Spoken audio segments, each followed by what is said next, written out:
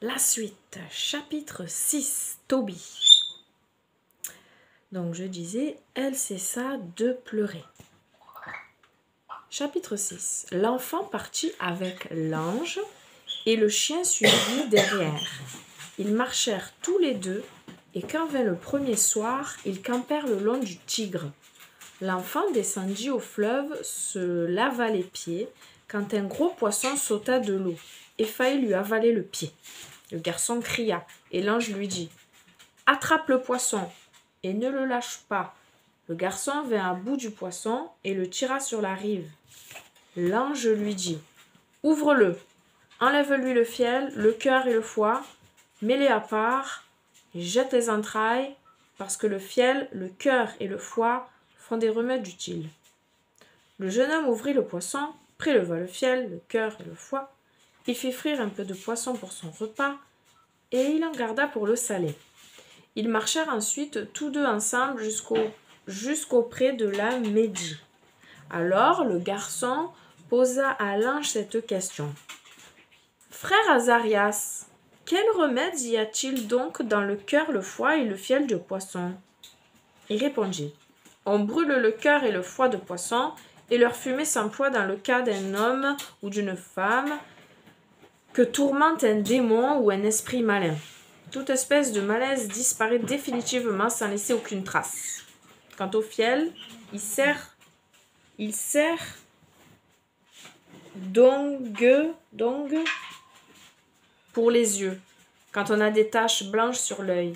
Il n'y a plus qu'à souffler sur les taches pour les guérir. » Ils pénétrèrent en Médie.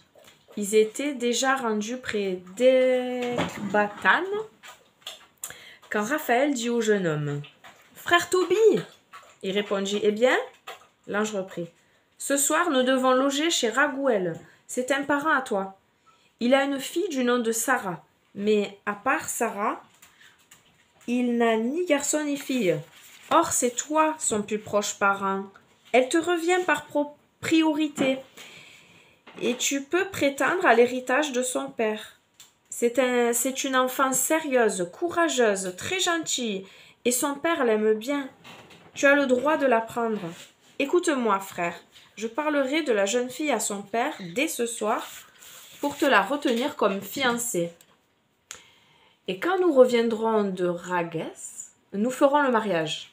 Je certifie que Raguel n'a absolument pas le droit de te la refuser, ni de la fiancer à un autre.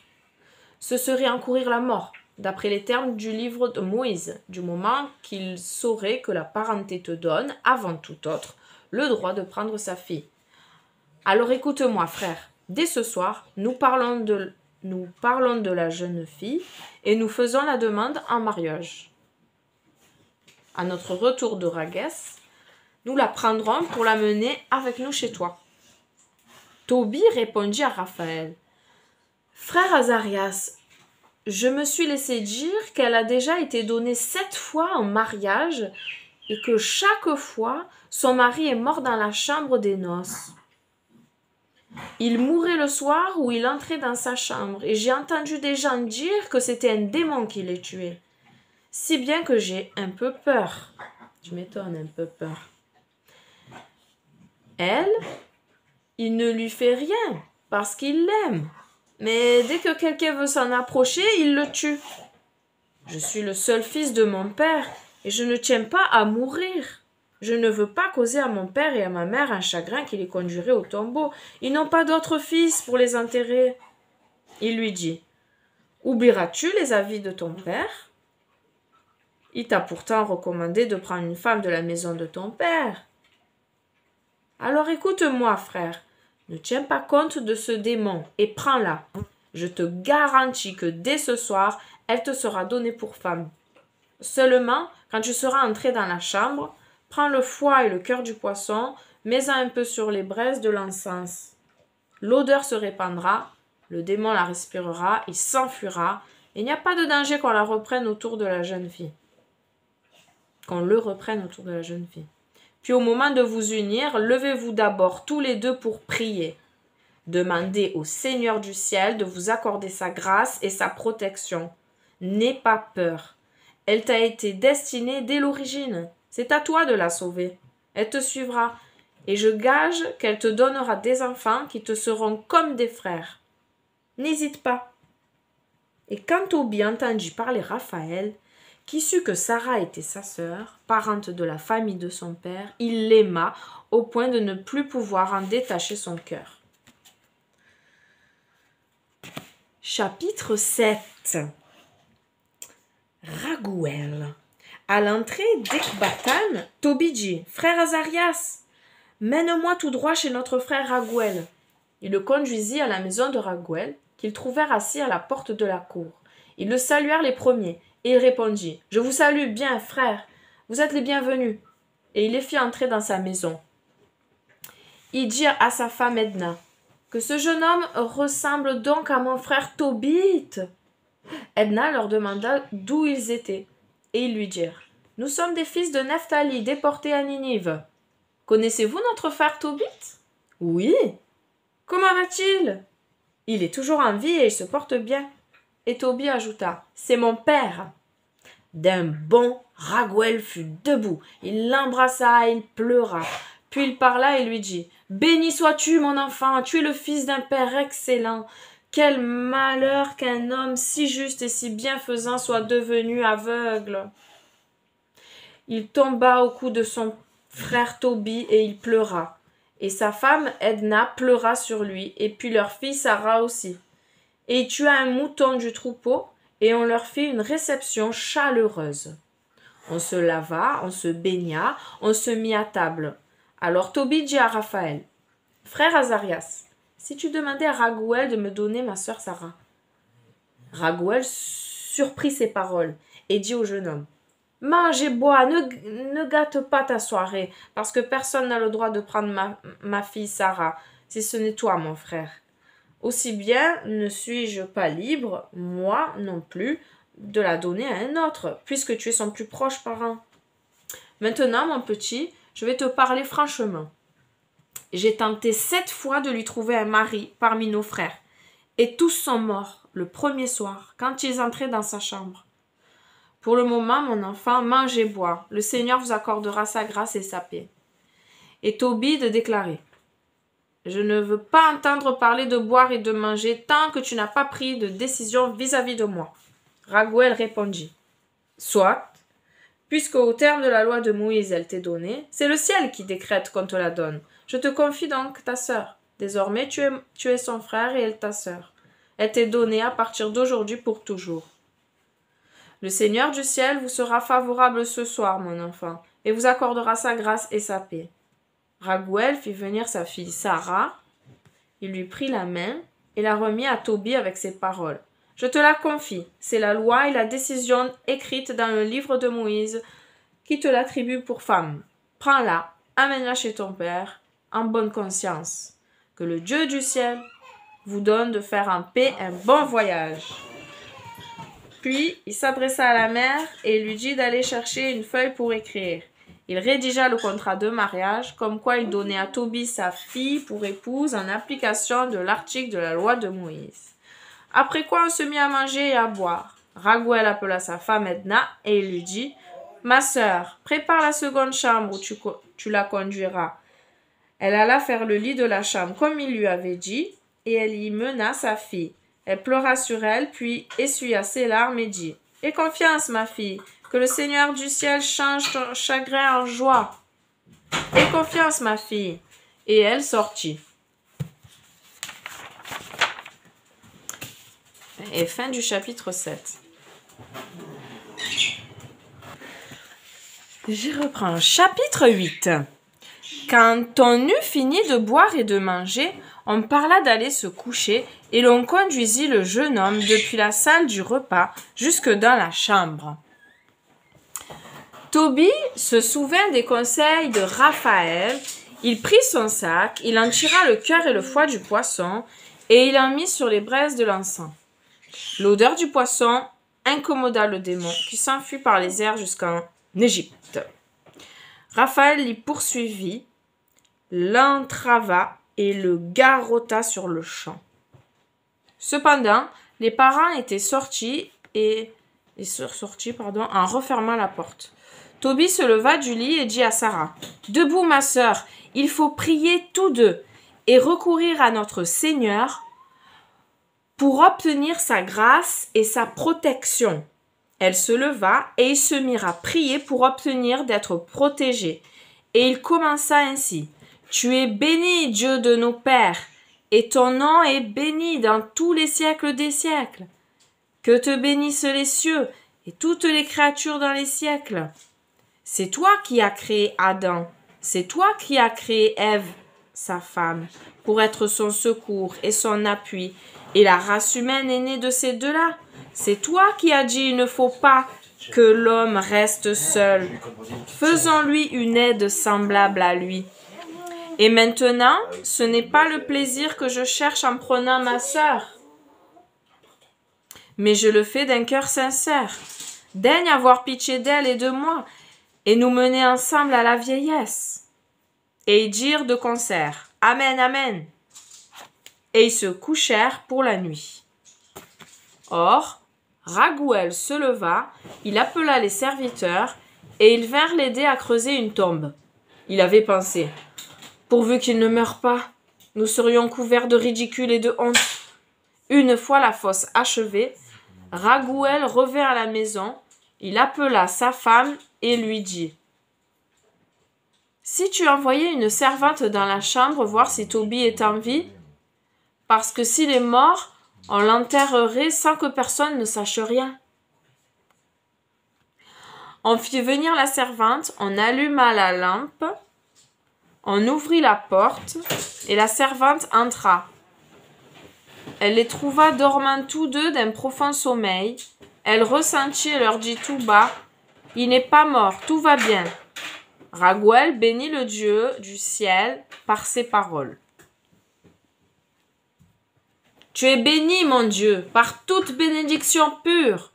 Qu'on te bénisse dans tous les siècles. Tu es béni de m'avoir réjoui.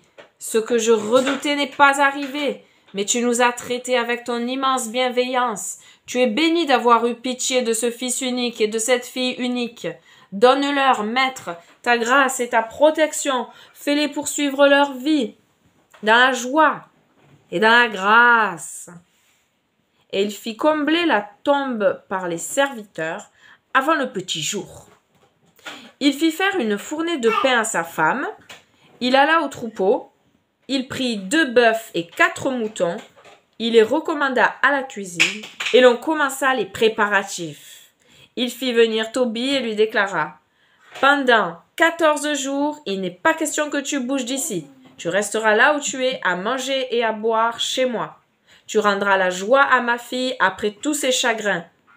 Après, emporte d'ici la moitié de tout ce que j'ai et retourne sans encombre auprès de ton père. Quand nous serons morts, ma femme et moi, vous aurez l'autre moitié. Aie confiance, mon garçon. Je suis ton père et Edna est ta mère. Nous sommes tes parents, comme ceux de ta sœur désormais. Aie confiance, mon enfant. » Chapitre 9. Tu liras un coup quand même un peu des fois. Chapitre 9. Les noces. Alors Tobie s'adressa à Raphaël. « Frère Azarias, dit-il, amène 4 serviteurs et 2 chameaux et pars pour Raguès. Tu iras chez Gabaël, tu lui donneras le reçu et tu t'occuperas de l'argent. Enfin, tu l'inviteras à venir à mes noces avec toi. Tu sais que mon père doit compter les jours et que je ne puis en perdre un seul sans le contrarier. Tu vois bien à quoi Raguël s'est engagé. Je suis tenu par son serment. » Raphaël partit donc pour Raguès de Médie avec les 4 serviteurs et les 2 chameaux. Ils descendirent chez Gabaël et à qui il présenta le reçu. Il lui fit part du mariage de Tobie, fils de Tobite, et de son invitation aux noces. Gabaël se mit à lui compter les sacs avec leurs seaux intacts, et ils les chargèrent sur les chameaux. Ils partirent ensemble de bonne heure pour la noce, et ils arrivèrent chez Raguël, où ils trouvèrent Tobie en train de dîner. Il se leva et le salua.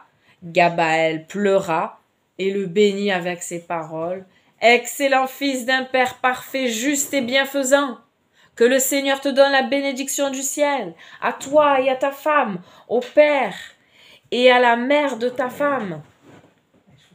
Béni soit Dieu de m'avoir fait voir le portrait vivant de mon cousin Tobit. »